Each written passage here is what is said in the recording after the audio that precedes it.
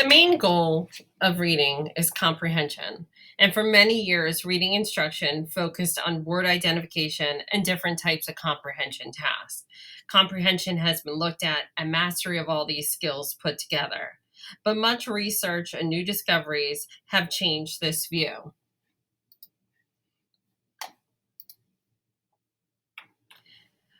This research has focused on combining different sciences to get a better understanding of the brain and reading.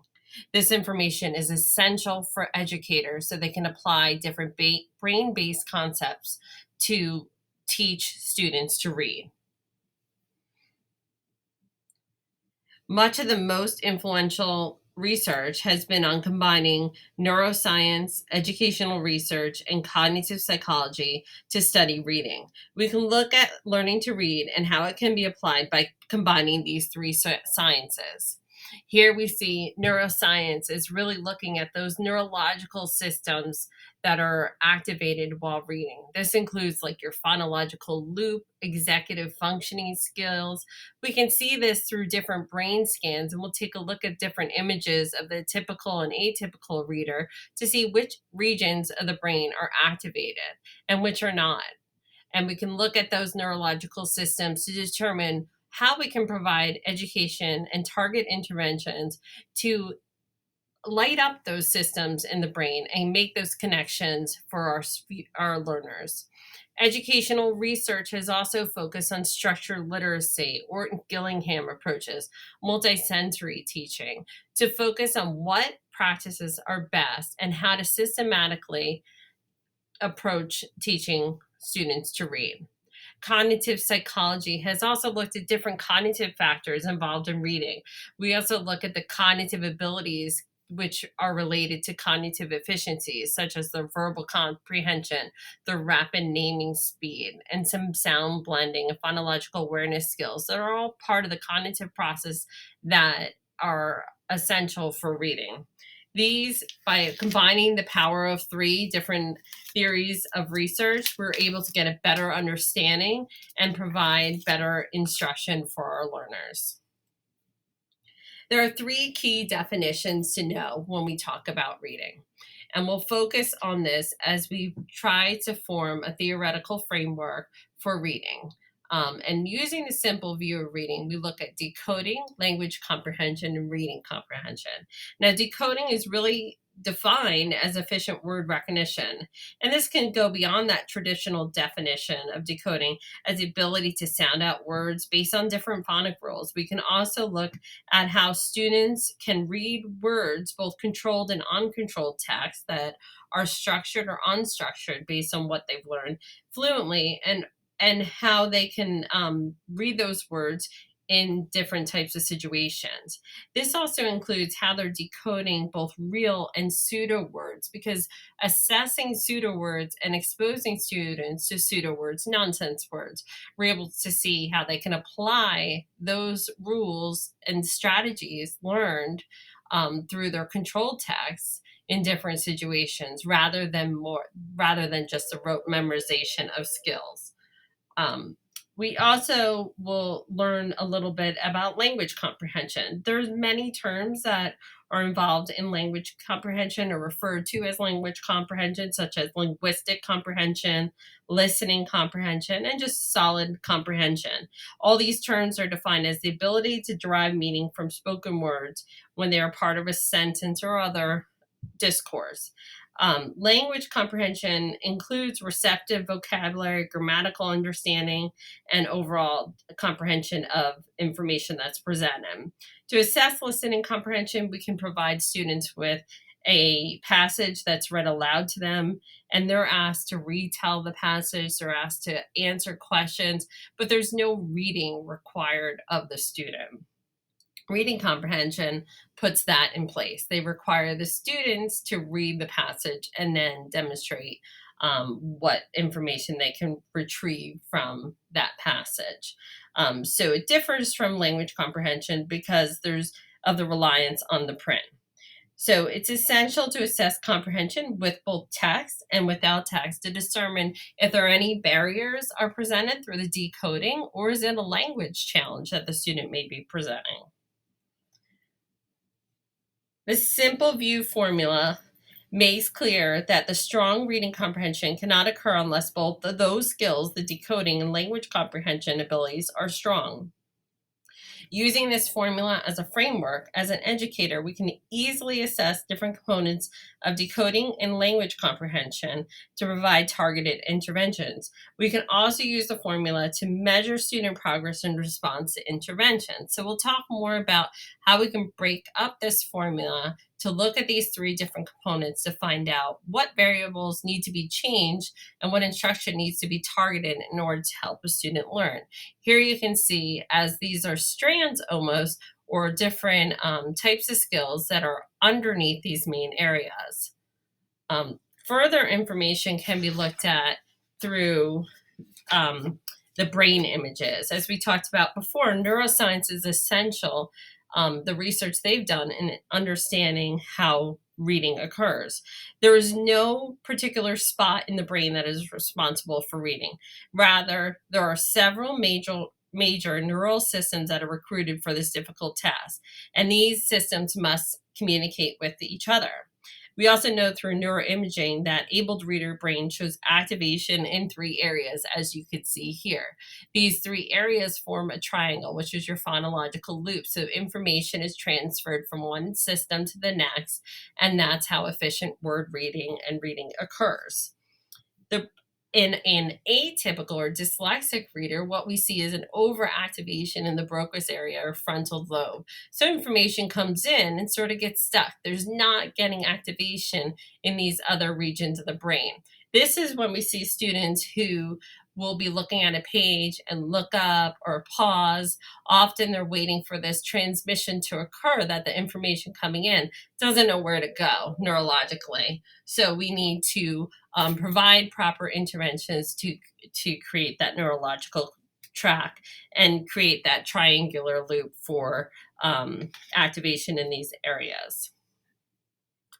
Now, Scarborough's reading robe dates back to different lectures that were presented for parents when they were trying to teach the parents about the complexity of learning to read. Originally, the researchers spoke of skilled reading as resembling strands of a rope. So here you can see the different strands of a rope that are all twined together to create these big areas of reading. So language comprehension is built up of all these other skills that are essential. Word recognition includes phonological awareness, which is a ton of different skills, and decoding and sight word recognition. So within these strands, there's additional strands that we can also target and provide interventions for if we recognize that students have a deficit in these areas. So skilled reading requires that fluent execution and coordination of word recognition and text comprehension becomes our end goal of reading comprehension. Okay. There are also many different theorists and researchers who have developed different stages of reading development. Literacy requires instruction and practice. So there's a sequence to how reading develops. Our brains naturally learn how to use language to communicate, but our brains are not naturally wired to read. So being literate at different ages and stages are very different based on a child's development at point in time. So Marianne Wolf has developed her different stages, 5 different stages that transition from emerging reading to novice reader to expert reading, and so forth. Charles' stages of reading development also show a relationship between language and literacy. And through his research or her research, she was one of the first actually to develop reading or look at reading as a developmental process. So she also looks at how reading progresses from emergent to fluent levels in these key stages of reading. And this chart is great. The link is here, and I'll include that with this video. But this also gives you different stages, but describes the stages, what's acquired, and the relationship to reading and listening. So it gives you some great tools and strategies to also implement. And also, when should the student be hitting these targets? Now, students may not be developing at these stages based on these ages or these grades. So we really have to look at where the student is, what stage they're at, and go from one stage to the next. We won't be able to get from stage 1 to stage 5 overnight. So we have to look at this systematically as well. Rudimentary alphabetic phase of word learning is also a great way to frame student learning in learning how to word read, also learning how to spell. So information about word learning process can assist the teachers to identify these problem areas. It can help them understand and interpret, do analysis of word reading behaviors as they're described in their disabled readers. So we can look the same thing. If a student is at the pre-alphabetically level, the next stage is going to be partial alphabetic. So we need to look at this as in steps and not going from step 1 to step 5. We're not going to get there. We can't expect a student who is unable to decode text to read it fluently. So we wouldn't even measure fluency at that point. We'd really focus on the phonological awareness skills that are essential. Okay. Understanding reading is essential for every educator. In a simple view of reading, we know that a person's reading proficiency is based on their ability to decode and understand language. Through this overview of the framework of reading, educators can utilize different levels to understand about the stages of reading, reading acquisition, and the neurological implications of reading to guide instruction. This is often missed in how we instruct young readers and how we measure proficiency. We often see in students' IEPs, individual education programs, that 80% accuracy rate for every goal, including reading. However, if we're teaching to an 80% criteria, we are setting up our students for failure and great frustration. We have to provide opportunities for students to be exposed to text that they can read with greater proficiency and independence. In later trainings, we'll discuss the neurological impact on reaching this level of proficiency with our readers. But we really want to focus on that 90% or above level of accuracy for mastery and instructional purposes for our students. As children move through the 5 stages of reading, or the different developmental stages, they need to learn, practice, and master multiple reading strategies. This includes using prior knowledge, predicting, visualizing, questioning, and summarizing. By teaching these strategies to readers, there will be an increase in not only comprehension, but also it'll impact their memory and executive functioning skills. So we're embedding a lot of additional and hidden curriculum in our teaching of reading without even knowing it. So there's really great things that we can do with that. The teaching and learning cycle is continuous. The first step is always assessment. Assessment means gathering of information to make critical decisions about a child. A variety of methods can be used to gather assessment information, including observations, interviews, checklists, and rating scales. There's informal tests and standardized and more formal measures. Assessment information is useful for identifying if the child is eligible for services or interventions, and also for planning, instruction, and measuring progress to see if those data points show a trajectory of progress or not, then we might need to change our instruction. In addition to meeting the requirements for screening dyslexia, districts should utilize universal screening, benchmark, diagnostic, and annual summative assessments, including New Jersey state assessments to measure achievement and progress, or whatever state you're in. Universal screening is a brief procedure used as a first step in identifying students who may be at risk for delayed development or academic failure and may need additional services. Screening should be conducted upon entry at every grade level and at regular intervals, minimally twice a year, to determine the need for additional intervention. Ongoing benchmark assessments are essential for students in K-4, as an assessment of students' learning based on a systematic observation of teachers can be utilized to guide instruction. These diagnostic assessments also are used for students who are below grade level and identified using different types of measurements.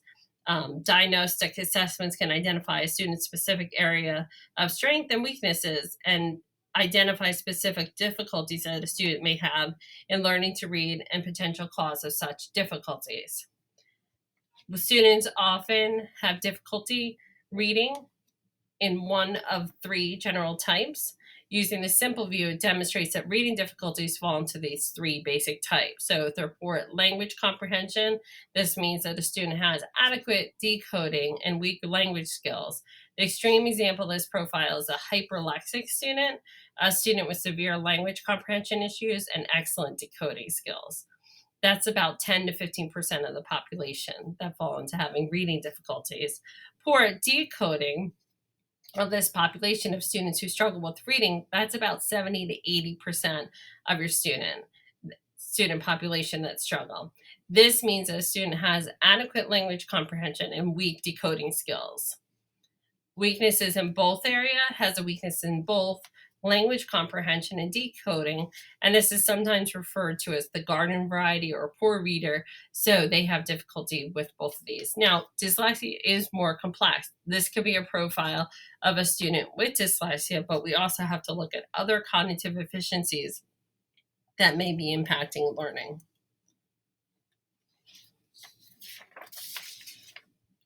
The Universal Screening and Early Dyslexia Identification section of the New Jersey Dyslexia Handbook provides a great flow chart that maps out the route of interventions for students not making adequate progress, and that link will be provided. But it looks at different reading, spelling, and writing identification areas, and the key principles of the comprehensive literacy instruction begins with instructional decisions that's being guided by these assessment points. Educators need to identify and address deficiencies which are found in fundamental skills of print concepts, phonological awareness, alphabetic knowledge, phonics, spelling, word recognition, and fluency. There's a lot of different areas, but we really need to hone in and target skills that are identified for students. In the New Jersey Dyslexia Handbook, they've identified key principles of comprehensive literacy instruction and showing that instructional decisions should be guided by assessment of students' knowledge and progress. So using these universal screenings, using the progress monitoring to help identify what a struggling reader really needs. So 90% of children with reading difficulties will achieve grade level in reading if they receive help by first grade. 75% of children whose help is delayed to age 9 or later continue to struggle throughout their school careers. This is why early identification is so important.